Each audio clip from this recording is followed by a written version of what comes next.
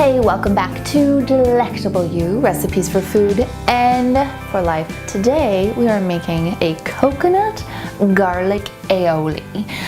I just recently recipe tested this recipe and I love it. And normally here at Delectable You, I show you only recipes that I have tested and love.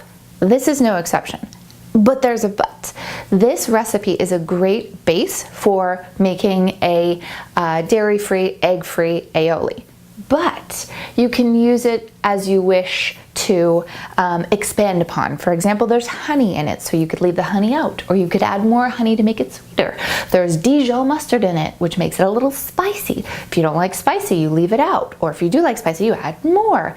You can add more chia seeds, less chia seeds. There's so many ways that you can fiddle around with this recipe, which is why I love it. So I'm going to show you the base recipe, and then you do with it what you want, okay? Let's get started. All right, one of the things that's awesome about aioli is that it's a one blender wonder. So grab yourself a blender. It doesn't have to be high powered. It can just be any regular blender. And what you're gonna do is we're gonna start with this as our base. It's coconut milk. This is a 13.5 fluid ounce can. Full fat, please. Not light. We do not need light if we're using coconut milk. Come on. Okay. Up next, we're going to take the juice of half a lemon. I'll just put my little colander over here and squeeze. There we go.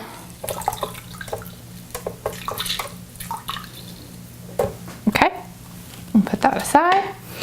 Now we're going to add a tablespoon of Dijon mustard. Again, if you do not like spicy, add less or don't add it at all. We're gonna add chia seeds as an emulsifier to this. So if you add, you could just add more chia seeds to make it more of an aioli consistency. Okay, now we're gonna add honey. I like the sweetness factor of an aioli. So we're gonna add about a tablespoon of raw honey. Okay.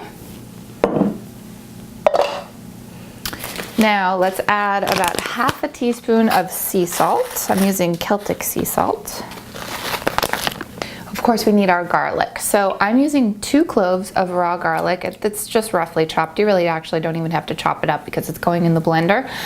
One of the things that I thought of that I might try in the future is to saute the garlic in olive oil before putting it in here, because this is a really garlicky recipe, so you do taste garlic after you've eaten it. And I think if you cook the garlic down a little bit, it'll kind of remove that really pungent garlicky taste. I like that, you may not. So just something to consider. Okay, and finally, we're gonna add 2 tablespoons of chia seeds. So here's the thing about the chia seeds. They act as an emulsifier. If you don't put enough, then you're just gonna have a runny aioli. Sometimes that's what you might want. If you're, building a vegetable bowl and you just wanna drizzle the aioli over top, you don't need the aioli to be like a mayo consistency, but sometimes you're making a burger and you want the aioli to be more like mayonnaise. If that's the case, you can add more chia seeds later. But we're gonna start with 2 tablespoons. And that's it. I'm just going to blend this up for about 30 to 60 seconds.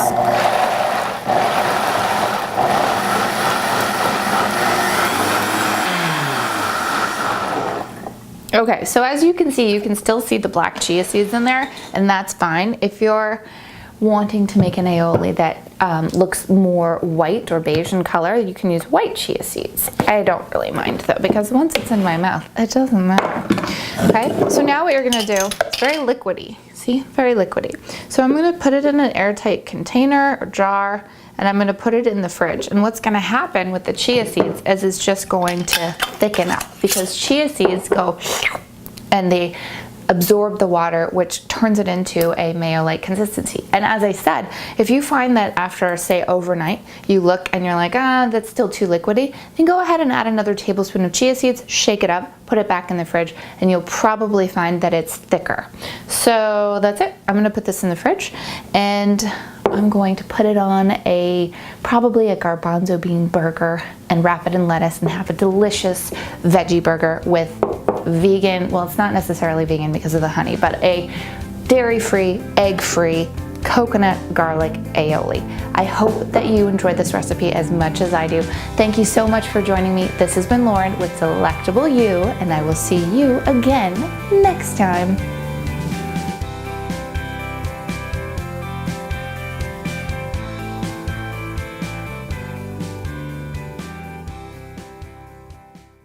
Thank you so much for watching this video. I just wanted to let you know that this is a drum roll moment. I am coming out with my very first cookbook. It comes out February 2nd. It's called The Accidental Paleo by Lauren Lobley. And it is all vegetarian, mostly plant-based, but vegetarian recipes that are also paleo friendly. And I'm so excited about it. It's already available on Amazon for pre-order. So if you're feeling like you want to get a copy, go ahead and pre-order it today. And email me your proof of purchase at lauren@delectableyou.com, and I'm going to send you a surprise gift just for pre-ordering. So again, it's The Accidental Paleo. Go over to amazon.com, pre-order it, send me your proof of purchase to lauren@delectableyou.com, and I'm going to send you a little surprise.